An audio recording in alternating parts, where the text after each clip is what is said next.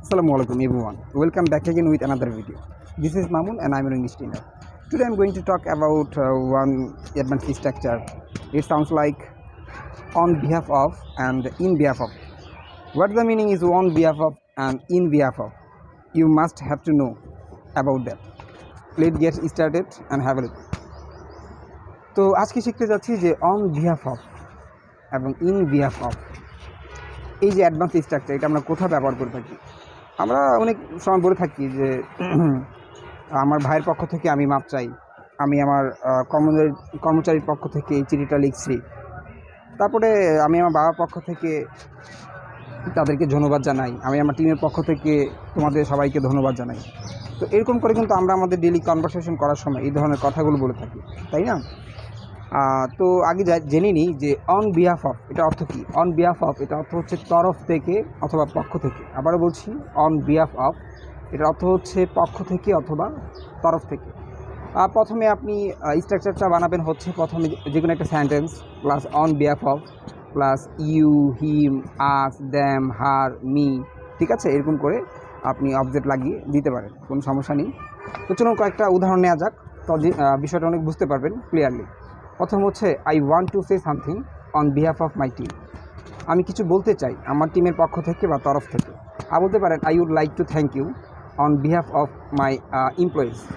আমি আমার কর্মচারীদের পক্ষ থেকে তোমাদেরকে ধন্যবাদ দিতে পছন্দ করব। আর বলতে পারি যে I am giving you this gift on behalf of my mother. আমি আমার মায়ের তরফ থেকে বা পক্ষ থেকে এই গিফটটা দিচ্ছি। আর বলতে পারেন I am giving you this amount on behalf of my father. মানে আমার বাবার তরফ থেকে বা পক্ষ থেকে এই অ্যামাউন্টটা আমি তোমাকে দিচ্ছি। আর বলতে পারেন I am writing this letter on behalf of you. তোমার পক্ষ থেকে বা তরফ থেকে এই চিঠিটা আমি লিখতেছি। তারপর বলতে পারেন I apologise on behalf of my father. মানে আমি আমার ভাইয়ের তরফ থেকে বা পক্ষ থেকে মাপ চাই, মানে মাপ চাই আর কি, ঠিক আছে? এবার আমি এরকম করে আপনারা দিতে পারবেন। এবার ইন বিহাফ অফ এটা অর্থ কী? ইন বিহাফ অফ এটা অর্থ হচ্ছে ফায়দার জন্য বা ভালোর জন্য। আবার বলছি ইন বিহাফ অফ এটা অর্থ হচ্ছে ফায়দার জন্য অথবা হচ্ছে ভালোর জন্য। যেমন আমরা অনেক সময় বলে থাকতে পারি যে I teach English on YouTube in behalf of you. মানে আমি তোমাদের ভালোর জন্য বা ফায়দার জন্য ইউটিউবে ইংরেজি শেখাই। আবার বলছি I teach English on YouTube in behalf of you. আমি তোমাদের ফায়দার জন্য অথবা ভালোর জন্য ইউটিউবে কী শেখাই? ইংরেজি শেখাই। Some leaders are doing good job in behalf of the countries.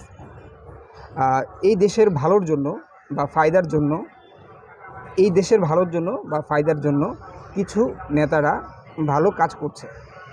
আবারও বলছি some leaders are doing good job in behalf of the country. মানে এই দেশের ভালোর জন্য বা ফায়দার জন্য কিছু নেতারা কী করছে? ভালো কাজ করছে।